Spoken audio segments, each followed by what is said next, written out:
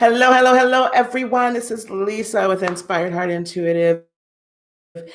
This channel, we help you lead a spirit-led, whole and healed, peaceful and prosperous life. So we're going to let the notifications go out a little bit. And as I've been telling you guys for probably a week or two, I have a very special guest here with me, and I've probably shortchanged him a little bit. We have with me Jeremy Anacker, but also a very, how can I put this, wise teacher. I would not be anywhere that I am right now if I had not been led to him and affinity. So we're going to talk about tonight. Hello, dear. How are you? So we're going to talk about the nature of the aura tonight. What's its purpose? All that kind of good stuff. Because as you know, we've been talking a lot about chakras, Reiki, and how that all fits in. And how that all fits in to healing, the healing process, and just our life in general. So I'm going to let Jeremy just kind of introduce himself, tell the folks how did you come to be who you are now with Affinity and the teaching. Well, Affinity is a community effort in Madison here. I've been talking to people all through town for many years, planting seeds about who we are as energy beings, that consciousness is this mystery that we can put foremost in our lives and transform through that. Started many years ago in Milwaukee in like 1988. I was a young guy aware of auras, so I was seeing them and more aware that they were just everywhere. Wow. And it just shocked me. What am I even going to do with this? And I think some people thought it was crazy, and I did a lot of group work and seeking through the Milwaukee area and the community there. Eventually, I landed at school on the west side called the Institute of Self-Awareness, founded by a woman named Helen Borth, first Reiki master in Wisconsin, consciousness work, and she used people that saw auras in her classes. Wow. So very quickly, I blended right in and gave feedback for the classes, was taught about my aura, used the insights given to me, how to apply them to myself. So different than getting an aura reading at a fair, we participated in, classes. Maybe there were 3-month classes, sometimes 1-year class. And look at what is it all about to transform on an energy level. Wow. So I think so many people are to the idea of taking school and learning things for your intellect and understanding things intellectually. And yeah, I get that. That's great. If we start talking about energy, we're asking, yes, do you really get it in your heart? In your fundamentally in your whole energy. So it kind of puts us to a higher standard. Right. Yes. So it's a way of reflecting on how alive we are. That's tremendous. And guys, this was way back before, and we think about how enlightened we are now, this era of enlightenment. And it's not abnormal to talk about in this way and talk about our natural abilities and our higher selves and consciousness. So this is way before it was how should I say, in style. Yeah, it definitely was a time where I earned my stripes. So I just like to do some super heavy lifting in the Milwaukee area, which so much of the population is about life. Does it work? Is it practical? Can I make money from it? And if you base your life on what you can see, taste, touch, and smell, all you're going to get is what you smell. Yeah. And we have a need to be uplifted, alive, to know who we are as divine beings. That's a need. Yeah. realize your life doesn't mean much, and Yeah. you can go off the rails in different ways without some relationship with that. Right. So that's really much of what I'm all about. Yeah. We run into people in our community that have tried everything Mhm. from therapy to yoga to all these different things in the massage world or the techniques world. And I think it sets them up to be ready for my class. It obviously they're still not settled yet. They haven't felt like they just found it. Yeah. And I provide a setting and I provide context where we can find it. Right. And Right. I have some things that I do, head things off right. You can save yourself a lot of time in the seeking world. Yes. So, I mean, after working at it for as many years as I have so far, and after being with the groups I've been with for as long as I've been, so it's in community Mm-hmm. that I borrow from, from people that are very dedicated. Mm-hmm. And I've blended with certain people, and I feel like I've been given gifts, and I'm glad to pay it forward. Yeah. Obviously, I'm glad to continue forward as we're speaking here. Yeah. I know I mentioned I wanted to make sure people knew me, and that will help you understand why pay attention to auras. Exactly. What is it all about? Is already Right. So what we are enamored with is our physical selves. I'm looking at this my body, and I'm watching my hand move and my mouth move, and it's my physical self. And what we're after, I actually readily experience myself as an energy body, and there's this body inside of that. Body's inside of me. Are you guys grasping this? Okay. So we're not going to talk about a whole lot of other stuff tonight. We're really not and tune into this. So why don't you say that again? You're an energy body. Go ahead. Your energy. In the work I do, I've sort of infected myself with a test, experiencing myself as energy, and I've discovered that's a foremost principle of what I really am, is that I am energy. Mm-hmm. And a way to think of that is there's this field body, mm-hmm. but even on a physical level, we know from Einstein and new physics that this is all energy as well. So mm-hmm. it's kinetic, mm-hmm. to say the least, and it's dynamically alive.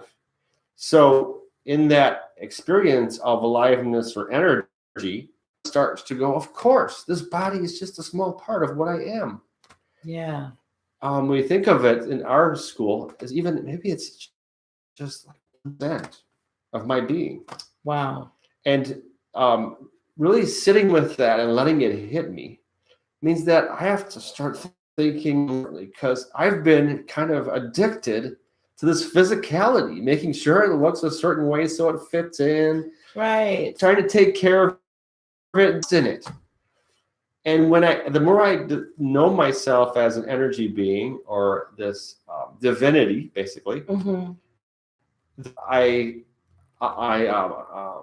just know to stay out of competition, not play ego games, the I'm right games, these heavy ego patterns that we all fall into. And with the knowledge, and I want to say knowledge, experiential knowledge, with that, it's way easier to not use your ego, because you have contact with something bigger. Remaining in the lower level energies, right? Is that right? So right. Not remaining in those lower level energies that keep us tied and so focused on the physical, but instead going experientially to the higher level and choosing really to live in the mm-hmm. taking care of it. I see, taste, touch. So naturally, that thinking. Right.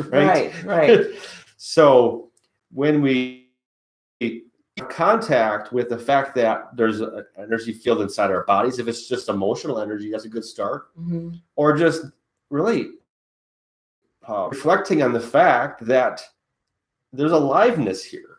This is life that's pumping through this body, this vehicle, live. Yes. Even if you have no practice, you can sit here and reflect on it and just understand that you're a mystery. There's this life stuff looking out the eyes. Yeah. What's it all about? It's huge just Right. to even sit with that. And that can just automatically out of lower places. Right. And I think most people have no idea if they mind on track with paying attention to what's truly real. Mm-hmm. What's natural is we raise and elevate our energy. Yes. Because we're more conscious of what we really are. And so we fall out of the games that aren't about what we are. Like the facades we play, the different games we play to survive or to get along in a mediocre world. Yes. Yes. So it's quite natural if we get closer to ourselves that our ethics change, and so then we move to a higher vibration. Right. So this should all resonate with everybody because we've been talking about this for quite some time. Why don't you start then? How does that, us being energetic beings, how does it translate into what's this mystery of an aura? Because we all talk about this or that. So what truly is an aura? Well, it's electromagnetic energy.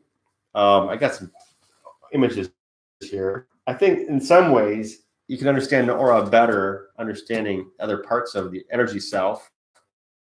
I mean, so Alex Gray image here, he's pretty well known in terms of integralism. So the 7 main chakras, you see the physical body there. So he's sort of honoring the genius in the physical body with the anatomy, the physical anatomy. It's kind of spooky image there. But in there's also meridian, and I have basically a chart of the meridians here. And in the meridians, there's these energy points, and there's puncture and acupressure. So that's an aspect of the energy body. It's really close to the body, but it is all energy moving in different patterns through the chakras and whatnot. What I deal with mostly is, I have this over here of someone meditating, and this energy field is sort of moving out of the body there. When I'm in group or when I'm with people that are breaking open, a lot of times this is kind of what it looks like. I'm watching the cloud cover break away. Ultimately, I'm gonna put this up closer so you guys can see. Sure. Because I want to be sure you guys can see that.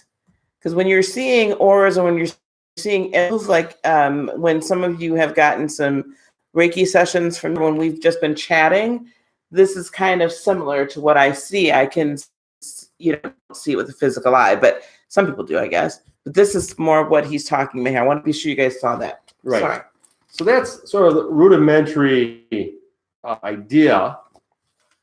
And all of us are capable at some point in our evolution to go into a profound awakening. This represents that. This is another aura image. It's so simple. It's just body in light.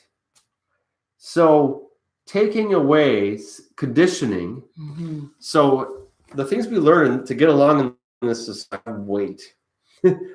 They're often of mediocrity. It's about competition or a play of control in so many ways. Right. And when someone wakes up, that starts to break away, and then they start to feel lighter, more powerful in different ways. And maybe a person wakes up out of a toxic relationship and finds a purposeful life, and they do what they really, and that's a powerful and beautiful shift. And this is kind of an ultimate destiny that journey going. And it's it's nice to reflect on that as stuff goes, there's always a little bit more power. And it's spiritual power. It's not ego power. Right. It's sort of finding peace and to find the stuff of life, the source as it plays. So this is actually God's stuff moving through. Wow. Move out of the way when we shift Right. out of mediocrity. We're graduating into a place where this God force or life force plays through the body. With time, our body is more and more ready for this illumined space. For more and more energy. For more energy. Right. So would it be fair to say then that our aura is kind of like a temperature gauge or a gauge of how enlightened we've become or how much we have shed? So your thinking patterns show up in the aura. So I'm watching someone's aura. I'm watching their thinking patterns. Wow. In many ways. So the heaviest patterns are usually that of living in terms of shame or guilt or fear or pride or anger or resentment. Living in reaction. We all know what it's like to be hurt. And find the kind of wisdom that it takes to heal. In some cases, it's miraculous if it even happens. Right. But it's truly there. That there's this vital place in all of us, no matter what, no matter how deeply entwined we are with resentment, anger, whatever. And but those are the heaviest patterns. And I might watch someone's energy field. I'm just noticing that there are weighty places. And I automatically, as a healer, kind of reach out compassionately with people's ignorance. I kind of try to get where that's coming from. And I think if we all sit down and think about it, we understand we were in life sometimes a little bit mean, or we had myopic thinking, right? And it was built around some kind of pain, right? Feeling like neglected, right. Treated poorly, right? And there's a power in us that knows how to live inspired in spite of all that. Right. Yes. So it's a context for reflection. So it's just reading books and knowing all this stuff intellectually. I think of how alive a transformation principle feels. And based on that, I'm watching others sharing what works for me. So when I watch someone's energy, talk about that a little bit. Sure. So when I watch someone's energy, I go, oh, I know what it's like to have a heavy, dense spot in my heart chakra. I have one of those sometimes too. The one time I wanted a pickup truck so bad, I could think of nothing else. And that just got heavier and heavier in here. Yeah. Yeah. And it started creating a pressure. I was breathing more shallow ways. My vision was closed, so my energy was closed. So this is all in coordination with stuff we know in everyday life about ourselves and each other. But I think that understanding it as energy amplifies our ability to look at what it is and shift out of our stuff. Wow. So as we get our thought life, if you will, in order, sure, that changes the electromagnetic field. Absolutely. That is our aura. Absolutely. And that you catch an uncomfortable energy pattern in yourself, and then that helps you wake up to the limited thinking. Mm-hmm. And you can study limited thinking and then assess your energy through studying that thinking. Yeah, I have you see in a book, oh, I think I might have that Mm-hmm. thinking pattern, and then you feel it in your body, and you have a correlation there. Mm-hmm. So then the reflection and it can be used in a way that actually shifts you, or shifts me. Wow. Wow. I never thought about auras in that fashion. Never thought about it as a literal electromagnetic field. Okay, guys, I'm going to catch up on some of this chat so I can be sure if anyone's asked questions. I apologize. I'm going to try to go back through. Hello to everyone. Thank you guys for coming in. Thank you guys. Thank you, Victor, for sharing this. Francis, everything is energy. We are all connected. Exactly. That is exactly it, Fran. Let's see here. What do I have here? True that. True that, right? So spiritually gifted, and thank you again. That was wonderful last night, my dear. She says, I've seen auras, but more things than people, like flowers and trees. Do you want to talk about that? Is that possible? Absolutely. Everything has energy in it and around it. So everything has an aura. Objects, trees, plants. It's perhaps an easier place to see an aura, like you have a plant in the middle of the room and you actively appreciate it and just hang in this open space, relax the eyes, don't try and focus on anything, and allow for the experience of that appreciation to upgrade. And you very often end up seeing or I'm watching this microphone and it's starting to get an aura. Because and the energy changes. Thought is moving through our voices, Mm-hmm. and it's playing with the objects around us depending on what's going on. So it's very dynamic. It's so crazy. Like in a conversation like we're having, I'm watching your aura change right now. It's moving around considerably started. So this is activating some awarenesses in you, Right. and you're sort of coming to life gradually as we're having more connecting time. And just being together as friends, I think it opens up everything. Yeah. As two or more gather.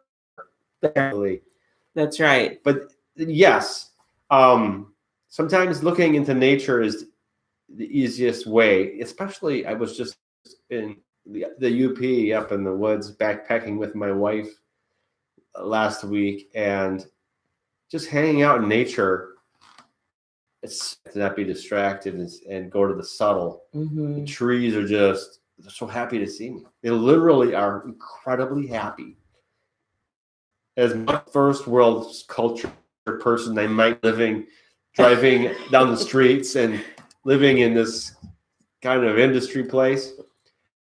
They're just still happy to see me, and Mm-hmm. I feel their delight actually when I get out there in the woods. So it's not just seeing that, relaying or relating with, that I also have a sense of connection when I'm paying attention. Easily grow into it because it's been a lifestyle thing for me. I do classes like we're doing here, Right. quite a bit. So it's about staying with this kind of stuff and always needing to be plugged in somehow and find a way of connection. So I have a few questions here. About Jeanette says, and Alan, I did see your question. Okay, so we're going to get to you in just a second, dear. So Jeanette asks, why can some see auras and can't? Oh, well, I would like to say it doesn't matter if you see auras. It really doesn't matter. That would be my first statement to that. And part of me, a big part of me, wouldn't wish it on it. It's distracting. Mm-hmm. I've had to do a lot of work to move into a more functional space because it's been so distracting for me. Mm-hmm. Living in the clouds as an artist was a big issue in my early life, and it still can be. I have to look at who I am first order of the day. I look at, can I keep my feet on the ground today? Right. And I pay attention to life in Right. a real grounded fashion, while these things are flying around me. Right. While my dead relatives visit and get in my ear. Right. So, Right. in a way, I wouldn't wish it on anybody, but I think I just trust life when someone isn't getting visual insights. It's because they're not set up by the divine to tell that story. Obviously, I am.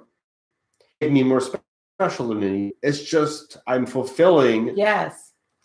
a purpose that's been given, and I have to use the gift that I was given. And so I think everybody should believe in their gift.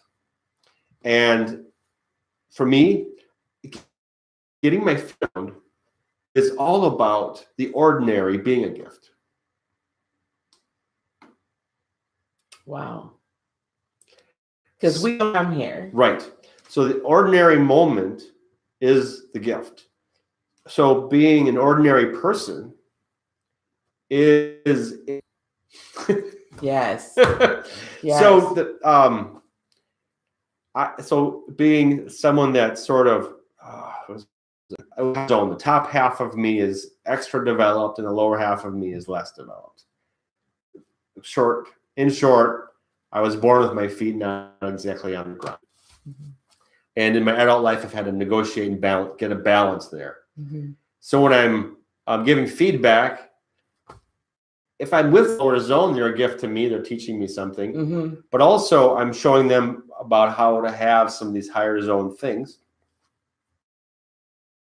But it's worth it to have some inarguable, some where you have no argument with the fact that energy is everywhere. Somehow getting that is transformative. For me, it is feel it and experience it in different ways. I think that it's about getting quiet enough to have these side effects, these uplifting effects. Yeah, it is, in our day-to-day living, right? Everything, especially now, we have these stinking phones, and I'm not ignoring, I'm catching up on the chat. We have these phones, that's the first thing like we reach for in the morning, a lot of us.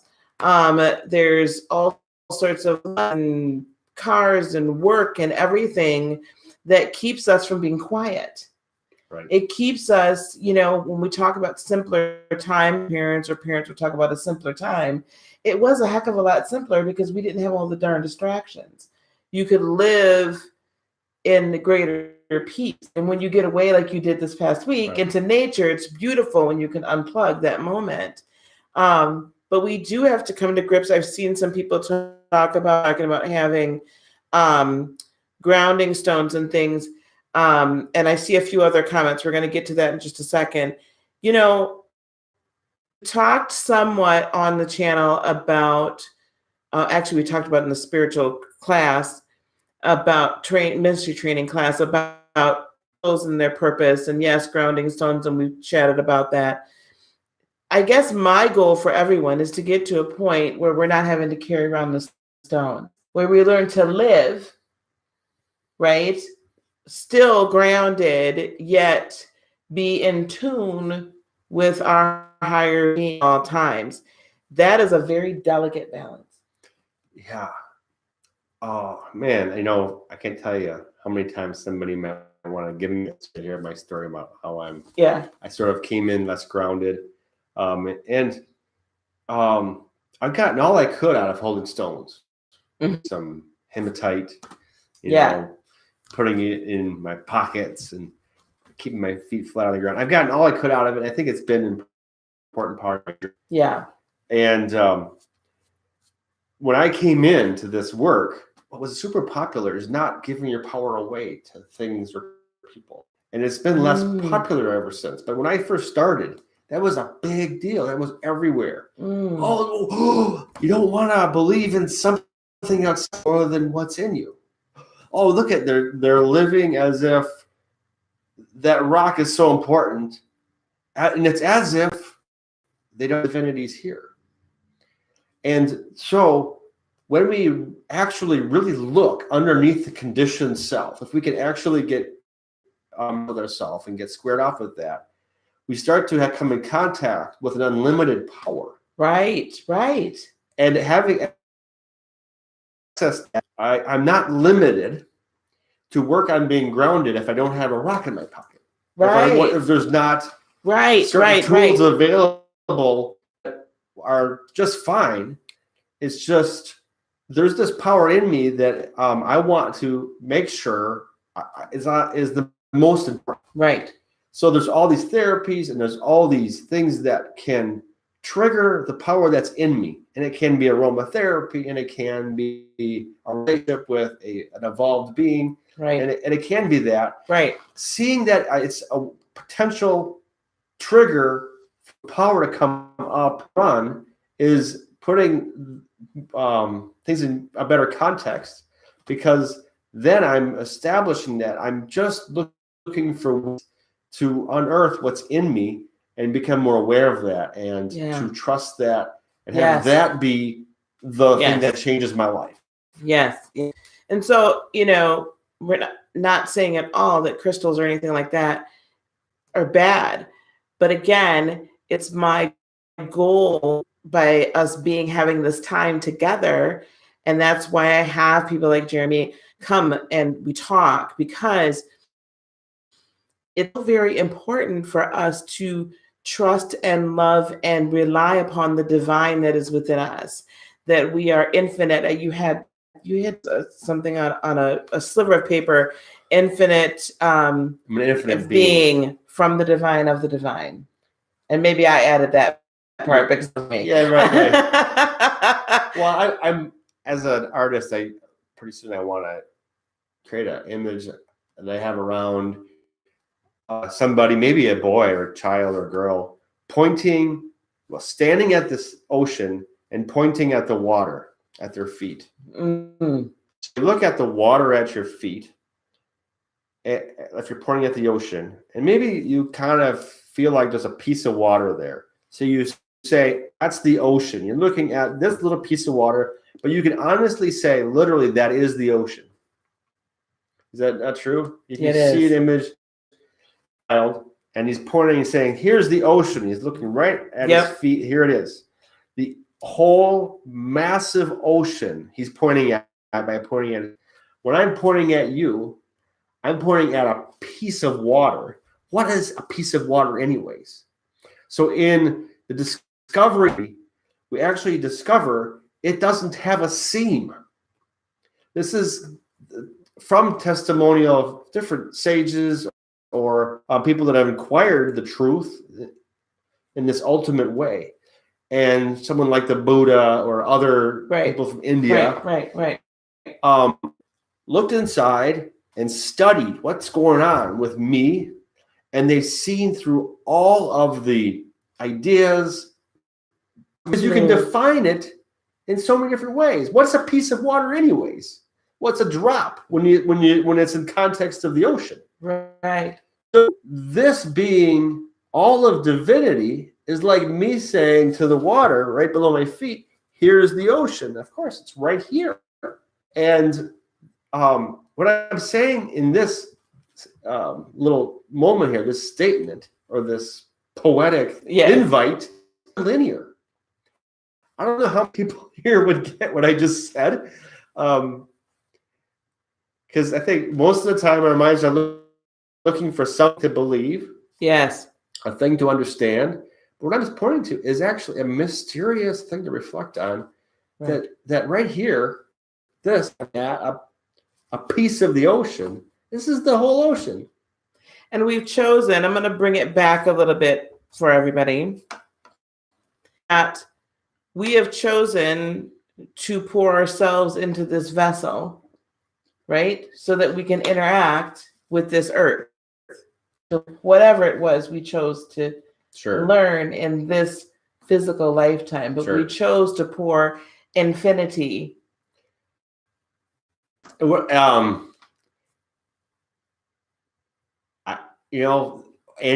way we try to contextualize it, I think it's good. Okay. I think it's it's our best efforts. Right. I mean, so our action is locked in on this finite realm. So I was seeing a physical body there named Jeremy. There's a story about this character thing, right? And what you're saying is somehow infinity is playing in that dream character called Jeremy. Somehow it's animating that. It. Yes. It's animating that. And finding different ways to that is, I think it's underrated. I think contemplating oneself into these bigger truths, I think, is it in some ways. I mean, it's very active. It's very alive. I can have my eyes open. I can be talking. And I can be reflecting on, hey, I'm a spiritual being in a physical experience. And my spiritual being actually doesn't have a boundary. Right. And how did I even get to that thought? I mean, I don't know exactly how to bring people along to that, but I say it. Yes. It's alive for me. These are statements that liberate me. And the people I talk to, they get it or they don't. And I've been at this a long time, and the number of people that get it is on the increase. It's different than it used to be. Yes, very much so. Okay, this is good, but I want to keep going through some of these comments because we're only going to be on a lot. So if you want to tell your friends to come on, they better come on quick. Okay, so Spiritually Gifted also says here, what are your thoughts on auras? She says, it sounds crazy, and her name is Trista. She said, it sounds crazy, but I see energy. I see waves. Would that have a connection with the auras because it's all energy? Thank you for saying that. I get to go to one of my favorite topics. So I was talking about how the journey from moving from thick, heavy energy is like cloud cover. So the cloud cover breaks up, and there's this radiance that comes out of that cloud cover. We can look in the sky and see how the sun can peek through a cloudy day. And there's a potential in all of us to find who we really are in this ultimate way, and have this image here. And actually what we're dealing with here is a radiance, like a 4th of July sparkler, and it presents as waves when we're in our ideal space. So in the master, there may be sort of a moment of acknowledgement of the physical self or the ordinary self or the entity, which is sort of a natural point of contraction, but it's relaxed. So then what is a setup for another burst of energy, and then it moves out as a wave. So it ripples outward. What I'm inspired to do from that image is to be a causal influence in any environment I'm in, to do all that I can, be a victim of negativity around me, to remain influential in my vibration.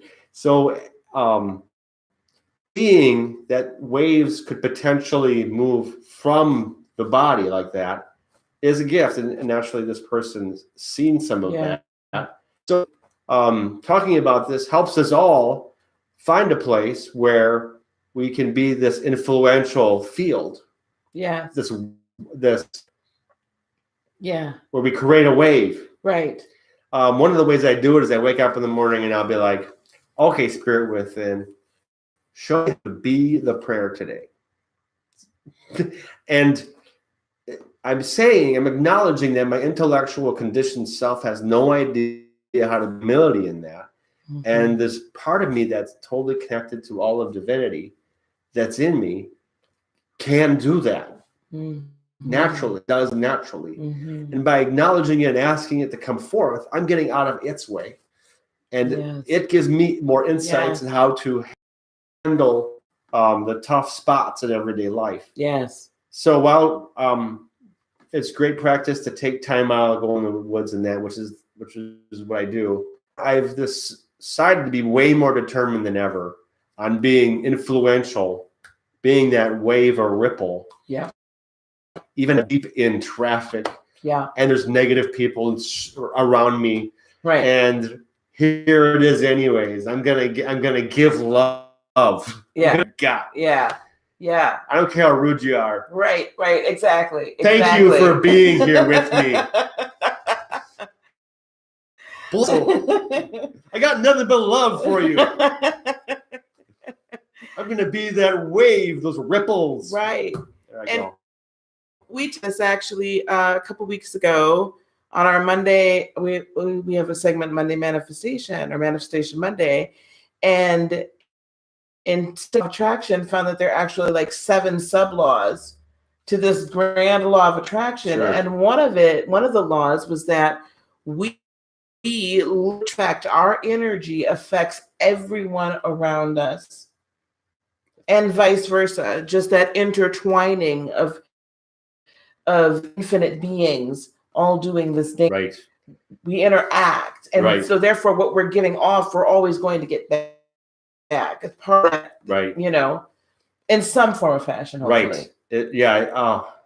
I used to have a real hard time with the fact that I'm with others around me. Mm-hmm. I certainly have a super hard time with that, because I can, when I was waking up more and more to this experience of energy, it was more and more true to me that you were somehow here in me. Like I was experiencing you. Right. And that was hard to get past. There's a part of us that can move out of, what is it? Being overly concerned about patterns that are coming up. Mm-hmm. And it's just relax, trust divinity. That's the main thing I do, instead of, oh my God, all these energies are around me. And there's thicker or heavier patterns kind of just moving through. So the more I relax, the more other people's negativity or their energy patterns sort of, they come into my body and just sort of dissolve and slide out. So it's kind of like water off a deck. Right. But I'm sharing some strange stuff. I think we might get some people saying, well, you should visualize a protective bubble, that kind of thing. And I'm talking about a whole different way to look at energy fields. I don't know, it may not. That's fine. I mean, this group, trust me, this is what I attract. It's not a problem. Okay, I need to get to Alan, because Alan's been making a few comments, and then Fran this thing, because she's talking about blocking energy. So Alan, you made a few comments. You said you have gifts and you're not sure what they are. Lucky, you have to woosah, Lucky. Okay, that's not the night tonight. We're not woosahing tonight. So your gifts are, you're having difficulty meditating. But then now also you say you feel people's energy, like if they're good or evil, say their face. I also can see if someone is sick on the inside. I have visions and you have dreams that come true. And I think a lot in this chat room right now, and those that are going to watch the replay later, we're all a lot of empaths. Excuse me. No problem.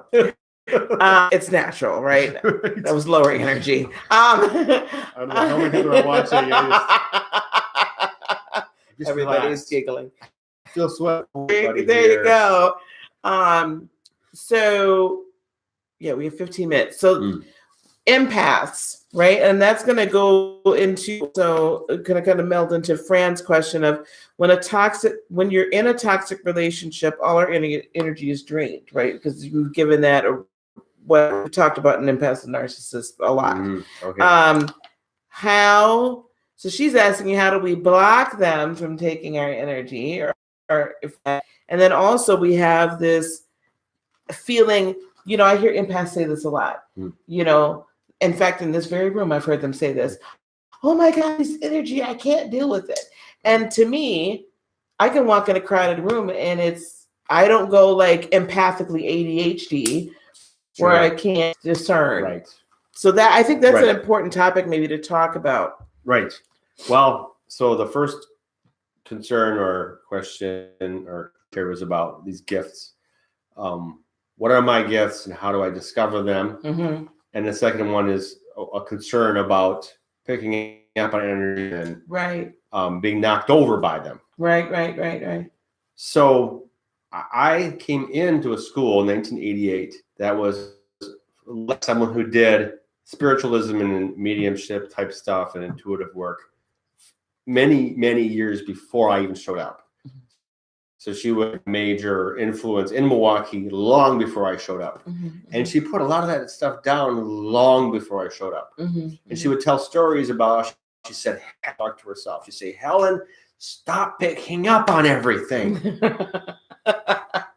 I've had enough of you picking up on everything. These are that important. Mm-hmm. Pick up on that one important thing. And when I came in on the scene, we'd have a group, a circle of 10 people or something. And so she would just sort of get the whole group. Something would drop in like a knowing, and she'd start sharing and unravel the whole group, reveal something we all needed. And it was about, I think fundamentally, it's about going to a place where you know the spirit within is so powerful and so influential and so magnificent that it knows what to do. Nothing's going to knock me off balance. Yeah.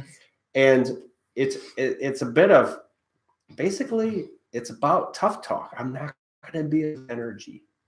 I absolutely refuse to be a victim. Mm-hmm. And in my early days, I saw too much. And I don't see too much. Have the visits from astral entities like I used to. Mm-hmm. Because I don't play that game. They already know I'm just not even looking at me. They don't even bother looking at me anymore. All the lower astrals. See, that's interesting because I'll say the same thing, but in my Christian speak. Sure. When people say, "Well, aren't you concerned about being attacked or whatever?" People, yeah. Sure. No, I'm not, because no, we're not playing that game. I'm not playing the game. My favorite story, if we're going to go towards the Christian leanings here, was that a Christian saint was sleeping, and about 2-4 in the morning, he was woken up by someone at the foot of his bed, and he looked up, and it was Satan, and he goes, "Oh, it's just you." He went back to sleep. We should all be.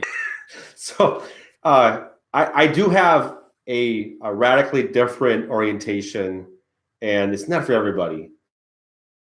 But it's really, why settle for being a victim of energy? Exactly. Exactly. I'm willing to talk like this and lose everybody because I'm affirming something incredibly powerful in me by sharing. And I feel it's truth. It oozes through my body. I'm right now getting kinesthetically very strong, just saying in these terms.